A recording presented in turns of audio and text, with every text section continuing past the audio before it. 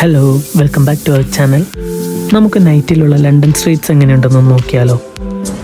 അങ്ങനെ ഷിഫ്റ്റൊക്കെ കഴിഞ്ഞ് ഞങ്ങൾ രണ്ടുപേരും ഒന്ന് ഫ്രഷൊക്കെ ആയി സെൻട്രൽ ലണ്ടനിലെത്തി ഗൈസ്. ഞങ്ങൾക്ക് പേഴ്സണലി തോന്നുന്നത് ലണ്ടൻ കൂടുതൽ മനോഹരമായിരിക്കുന്ന, കൂടുതൽ അട്രാക്റ്റീവ് ആയിരിക്കുന്ന ഒരു നൈറ്റിലാണ്.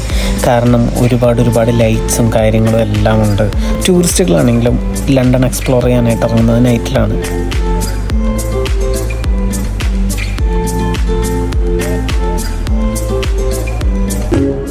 ദേ ഇവിടെ ഇരുന്നൊരു ചേട്ടൻ ഗിറ്റാറൊക്കെ വായിക്കുന്നുണ്ടല്ലോ.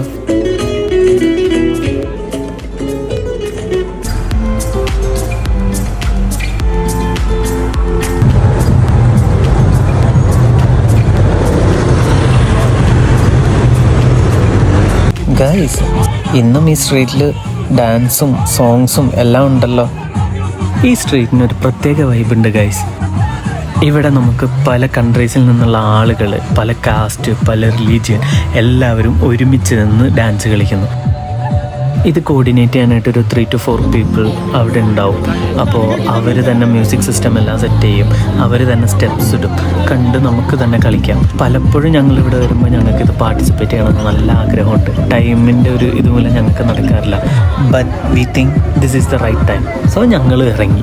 പാട്ട് എവിടെ കണ്ടാലും ഞങ്ങൾ ഡാൻസ് കളിക്കും. അതിപ്പോൾ ലണ്ടൻ ആണെങ്കിലും ശരി, നാടാണെങ്കിലും ശരി, നമുക്ക് ഡാൻസ് കളിക്കണമെന്ന് തോന്നിയാൽ നമ്മൾ ഡാൻസ് കളിക്കാം. അത്ര തന്നെ.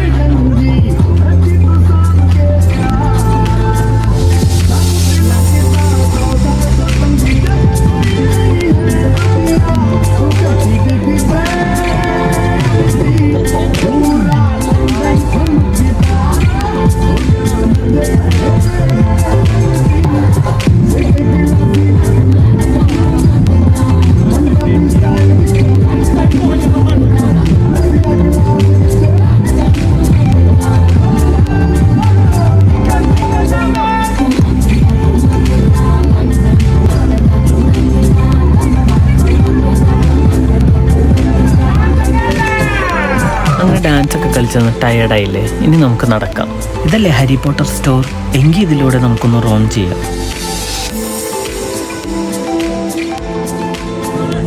അയ്യോ, ഇതെന്താ നമ്മൾ നടന്ന് ചൈന എത്തിയോ? സോറി ഗൈസ്, അല്ല, ഇതാണ് ലണ്ടനിലെ ചൈന ടൗൺ സ്ട്രീറ്റ്. ഇവിടെ ഉണ്ടല്ലോ ഗിറ്റാറും പിടിച്ച ഒരാള്.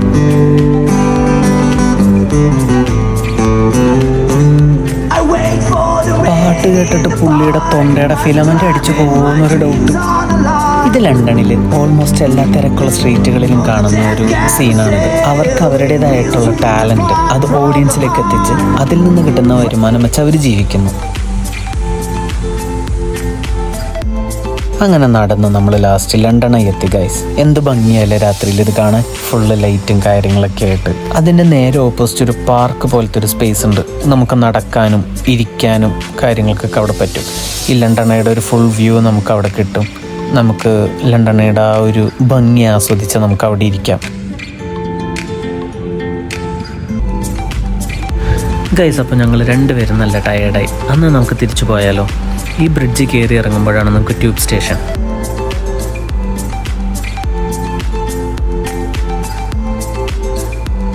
ഞങ്ങൾ വീഡിയോസ് എടുത്ത് വരുന്ന കണ്ടപ്പോൾ തന്നെ അടുത്ത ചേട്ടൻ വയലിൻ വായിച്ചുകൊണ്ടിരിക്കുകയായിരുന്നു. ഞങ്ങളെ കണ്ടപ്പോൾ ആ ചേട്ടൻ ഞങ്ങൾക്ക് സ്പെഷ്യലായിട്ടൊരു ട്യൂൺ പ്ലേ ചെയ്തു തന്നു. Actually it was so good.